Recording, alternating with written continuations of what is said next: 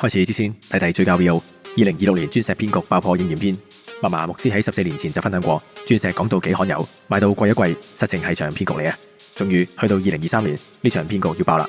全球最大嘅鑽石生產商戴比爾斯做嘅鑽石暴跌40%，有網民拎翻10幾年前萬幾蚊買落嘅鑽石出嚟賣，只係值百幾蚊咋 ？Oh no！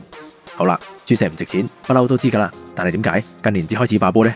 原來3年前，嫲嫲牧師帶住試藥組揾到一種超平嘅人造鑽石莫桑鑽，幾毫子就一粒，性價比超高，所以當時就決定大量買嚟莫桑鑽裝飾高達模型啦。估唔到當試藥組大量使用莫桑鑽嘅時候，天然鑽石就鎮不住陣腳，跌到翻唔到身啊！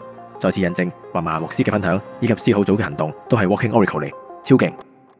今篇信息分為保密同非保密內容嘅。非保密內容方面，嫲嫲牧師分享到石安40年嘅成長進程就係建造緊末後聖殿啊！牧師用40年時間，以多戰性嘅思維方式帶領弟兄姊妹執行真理，同時亦引導我哋要以正確嘅態度對待受膏者，一步步使石安成為新婦教會。家陣末後聖殿經已進入最後嘅包金工序啦，所以大家一齊加油，成為飽滿嘅麥子，迎接被提啦！好，立即睇睇條骨先。Part 1，拉線，明證石安就係人類歷史嘅中心。拉線教導就係以聖殿為中心，證明神絕對掌控人類歷史嘅每個部分。而石安同拉線4794嘅關聯，就證明咗神真係看我哋為全人類嘅中心點，亦即係末後嘅聖殿啊。Part 2，以正確心態尊重受膏者，成全恩膏。1，單線性思維模式不足以理解神嘅時代佈局。香港人習慣單線性思維，所以一直都理解唔到牧師嘅分享同神嘅時代計劃。Part 2，以正確心態尊重受膏者，成全恩膏。2，徹底改正對受膏者嘅態度，趕上聖殿工程。嫲嫲牧師以 AOE 訓練弟兄姊妹嘅多線性思維，讓我哋逐步明白神嘅偉大同全面掌管。世人只要徹底相信同尊重受膏者，就能夠趕上參與聖殿建造嘅最後工程，成為真正飽滿嘅麥子啦！哇，今篇信息好精彩，立即逐 part 睇啦。Part 1，拉線，明證石安就係人類歷史嘅中心。接續上星期分享聖殿山同詩篇嘅關聯，嫲嫲牧師帶住我哋這裏一點那裏一點咁樣揾出神喺聖經收埋嘅不同伏線，從舊約嘅聖殿遺址，再到詩篇記載一棵樹栽在溪水旁嘅地點，再到啟示錄嘅末後聖殿，原來通通都指向聖殿山就係石安山，石安山就係石安教會啊！仲記唔記得第一次意識到4794使命就係從聖殿根基石拉線去粉嶺圍嘅結果？原來神一早就提咗我哋末後嘅身份就係聖殿。近年神仲會透過世界大事明證嫲嫲牧師同石安嘅身份就係可以掀起地嘅四風，為世界帶嚟審判嘅新婦。咁亦都代表新婦已經裝飾整齊，末後聖殿就嚟起好啦，好興奮。Part 2，以正確心態尊重受膏者，傳承恩膏。1，單線性思維模式不足以理解神嘅時代佈局。講起拉線，西巴都好認同神對人類歷史嘅掌控真係一日都冇偏差啊！諗翻起2012信息初期，好多國際級先知嘅預言都會印證石安當時嘅動勢。但係2012信息開始之後，呢啲國際先知好似同神失聯咁，佢哋嘅預言唔再準，講嘅嘢仲同現實脫鈎。咁係咪意味住佢哋都只係歷史嘅影兒，而神真正重視嘅就係石安呢？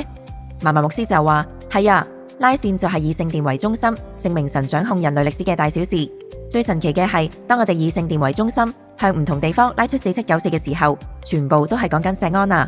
即係話，無論世界點轉，搞到天花龍鳳都好啦，通通都要圍繞住石安呢個中心嚟轉。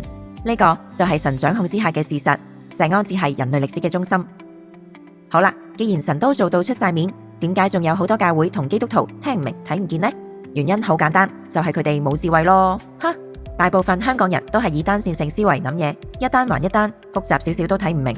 所以當聽到牧師嘅分享，話要將政治、金融、歷史、現實同聖經結合埋一齊，咁就即時輕機，完全撈唔到啊！唉，自己唔明就算啦，仲要不信，甚至嘲笑牧師，呢啲人連受膏者都 connect 唔到，咁又點可以與神聯繫呢？正如舊約嘅米利暗一樣，佢公然埋怨摩西呢位神喺當時代揀嘅受膏者，咁就唯有被神審判，生到成身大麻風啦。Oh no！ Part 2，以正確心態尊重受膏者，成全恩膏。2，徹底改正對受膏者嘅態度，趕上聖殿工程。好啦，既然唔叻，就要虛心學習啦，要跟得上神嘅時代計劃，聽得明嫲嫲牧師嘅分享，咁就要改變自己嘅思維模式啦。從單線性學習牧師嘅多線性思維，呢個時候真係忍唔住感嘆，石安超幸福啊！有牧師親自教授嘅 AOE 策略訓練課程，令我哋慢慢擴展，學習多線性嘅思考模式，終於聽得明多少少神嘅時代計劃。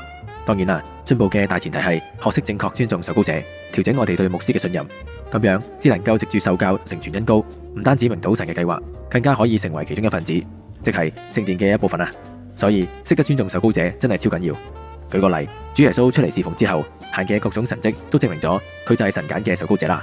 但係當佢返到鄉下，班鄉親父老都仲覺得佢係木匠仔，係細細個就睇住佢大嘅膝頭窿。就算主耶穌想行神蹟，都因為佢哋嘅不信而被迫停止。呢啲人唔識尊重神嘅恩膏，咁就抵佢哋一生都經歷唔到神啦。